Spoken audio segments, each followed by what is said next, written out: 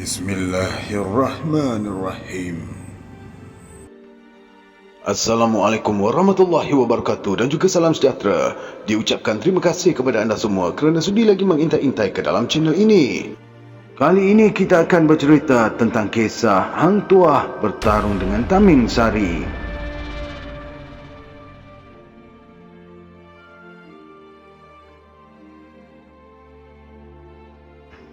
Rahimah A. Hamid, Sa'an Othman dan Ahmad Mohsin Salbani dalam bukunya yang bertajuk Rekayasa Kearifan dalam Sastra Melayu menyatakan bahawa Patih Gajah Mada telah mengupah orangnya untuk membunuh Hang Tuah dalam majlis jamuan dan tari menari yang dianjurkan oleh Majapahit. Orang Melaka telah dijamu dengan arak dan kebanyakan daripada mereka telah mabuk melainkan Hang Tuah yang tidak mabuk kerana beliau mempunyai ilmu untuk menukarkan arak menjadi air biasa. Selepas kebanyakan orang Melaka mabuk, maka orang upahan Patih Gajah Mada telah bertindak mengamuk dengan membunuh orang-orang Melaka. Namun usaha mereka untuk membunuh Hang Tuah tidak berjaya. Dalam hal ini ada beberapa isu yang perlu diperjelaskan. Di antaranya ialah kewujudan Patih Gajah Mada. Jika kita menyemak silang dengan pensejarahan Jawa, kita akan mendapati bahawa Patih Gajah Mada sebenarnya sudah meninggal dunia sejak tahun 1365 sebagaimana yang disebutkan oleh M.P.U. Prapanka dalam karyanya Negara Kertagama. Walaupun kematian Patih Gajah Mada masih lagi misteri, namun zaman kewujudan Patih Gajah Mada dengan Hang Tuah adalah berbeza menjangkau kurang lebih 100 tahun. Jadi, pada saya yang dimaksudkan dengan Patih Gajah Mada di sini mungkin merujuk kepada Patih Amangkubumi, iaitu jawatan yang sebelum ini pernah dipegang oleh Gajah Mada. Niat sebenar Mahapatih Gajah Mada untuk membunuh orang Melaka itu tidaklah diketahui. Namun alasan yang mungkin menyebabkan Mahapatih tersebut bertindak demikian kerana tidak mahu Betara Majapahit merasa kagum dengan Hang Tuah yang dikatakan memiliki pelbagai ilmu sakti. Taming Sari merupakan pengikut setia kepada Mahapatih Gajah Mada.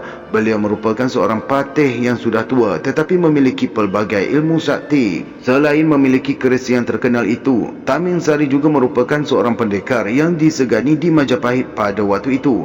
Sebelum berlangsungnya majlis perkahwinan di antara Sultan Melaka dengan Raden Mas Ayu, Betara Majapahit telah menganjurkan satu jamuan atau boleh dikatakan sebagai pesta bujang pada hari ini. Orang Melaka telah dijamu dengan arak dan dijemput untuk menunjukkan kepandaian mereka untuk menari. Semasa pesta jamuan sedang rancak berlangsung, tiba-tiba suasana di tempat pesta riuh rendah dengan suara Taming Sari yang mencabar orang Melaka untuk berlawan dengannya. Betara Majapahit telah mengarahkan para punggawa untuk menghalau Taming Sari daripada mengganggu majlisnya. Namun kesemua punggawa itu tidak berjaya menghalang Taming Sari daripada mengamuk dan membuat bising. Apabila melihat keadaan semakin genting dan sudah tidak terkawal, Sultan Melaka iaitu Sultan Mansur Shah pada tahun 1459 hingga 1477 telah mengarahkan Hang Tuah supaya bertindak.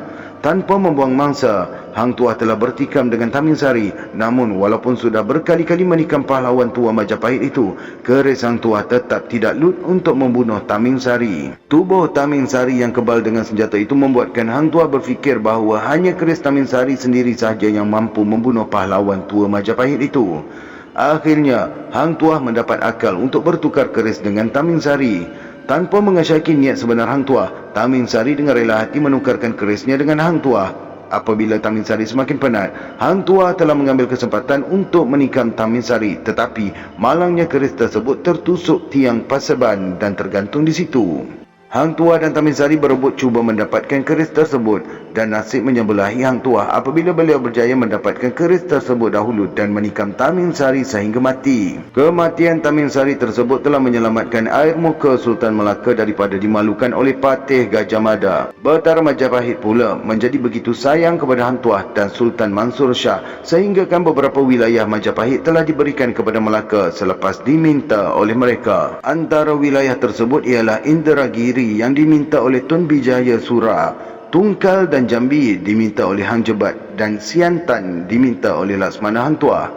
Dalam 4 wilayah yang diminta oleh Melaka itu, hanya Siantan sahaja yang Betara Majapahit mahu dipegang oleh Laksmana dan disebabkan itulah Siantan sejak zaman berzaman dijaga oleh Laksmana. Keris Taming Sari pula telah diberikan oleh Betara Majapahit kepada Hang Tuah beserta dengan gelaran Laksmana. Keris Taming Sari pernah terlepas daripada Hang Tuah apabila pernah dicuri oleh Sang Kertaksa atas arahan daripada Patih Gajah Mada.